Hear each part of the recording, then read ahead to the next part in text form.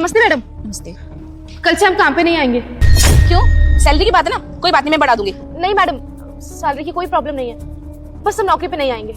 अरे मानसी, ऐसे क्यों बोल रहे हो? तुमने तो कहा था तुम्हें इस नौकरी की बहुत जरूरत है और अब तुम ही कह रही हो कि मैं नौकरी छोड़ रही हूँ। ऐसा क्या हो गया? हाँ मैडम, हमने बोला था कि हमें नौकरी की बहुत जरूरत है, पर हम यहाँ नौकरी नहीं कर सकते, हम कहीं और कर लेंगे। आप हमारा हिसाब कर दीजिएगा। अच्छा, मैं समझ गई। मुझे लगता है ना तुम्हें किसी और बिल्डिंग में ज्यादा सैलरी मिल रही है, इसलिए तुम नौकरी छोड़ना चाह रही हो ना। तो कोई बात नहीं, जो सैलरी तुम्हें वहां मिल रही है वो मैं तुम्हें दे दूंगी। बताओ। नहीं मेम साहब, ऐसी कोई बात नहीं है। वो बस मेम साहब, हमसे यहाँ नौकरी नहीं होगी, हम जा रहे हैं। अरे मानसी, तुम पागल हो गई हो क्या? अगर तुम ये नौकरी छोड़ दोगी तो तुमने तो कहा था कि तुम्हारी माँ बहुत बीमार है, उसका इलाज कराना है, तुम्हें बहुत सारे पैसे इकट्ठे करने हैं, और तुम ऐसे नौकरी अचानक से छोड़ दोगी तो अपनी माँ का इलाज कैसे कराओगी? हाँ मेम साहब, हमारी माँ की तबीयत खराब है, हम जानते हैं, हमें उनका इलाज भी कराना है और हमें नौकरी की बहुत जरूरत है, लेकिन हमारी मजबूरी है, हम किसी मजबूरी के तहत यहाँ नौकरी नहीं कर सकते। आप हमारा हिसाब कर दें, हम चले जाएंगे। देखो हिमांशी, मुझे ना साफ साफ बोलो कि बात क्या है। ऐसे नौकरी छोड़ने वाली लड़कियां तो तुम नहीं हो, क्योंकि तुम इतनी ईमानदार हो, और ऐसे तुम चली जाओगी तो मैं किसी और को नहीं रख सकती। मुझे तुम पे बहुत भरोसा है। वो मेम साहब, आपके जो बेटे हैं ना, वो हमारे साथ बदतमीजी कर रहे थे। हिमांशी,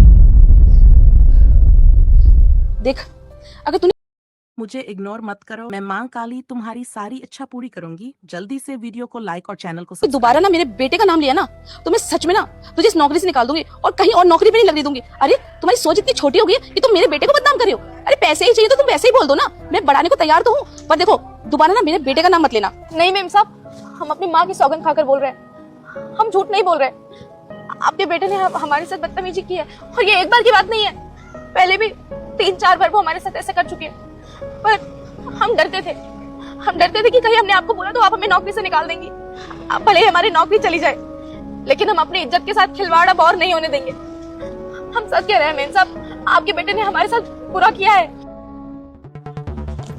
ओए चल, तुझे शिमला घुमा लाऊं। साहब ये क्या बोल रहे हैं आप?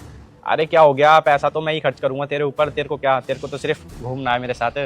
मैं ऐसी वैसी लड़की नहीं हूँ, मैं आपके साथ कहीं नहीं जा सकती। अरे ऐसी वैसी लड़की नहीं है तो बन जा। साहब हाथ छोड़िए हमारा, आप हमारे साथ इस तरह बदतमीजी नहीं कर सकते।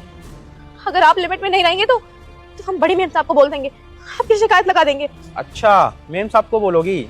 शायद तुम भूल रही हो, वो मेरी माँ है, और मैं अपनी माँ से बोल के ना तुमको 1 मिनट में नौकरी से निकलवा दूंगा, और बोलूंगा कि ये गार्ड वाली लड़की हमारे घर में चोरी कर रही थी। तुझे तो ना मैं देख लूंगा।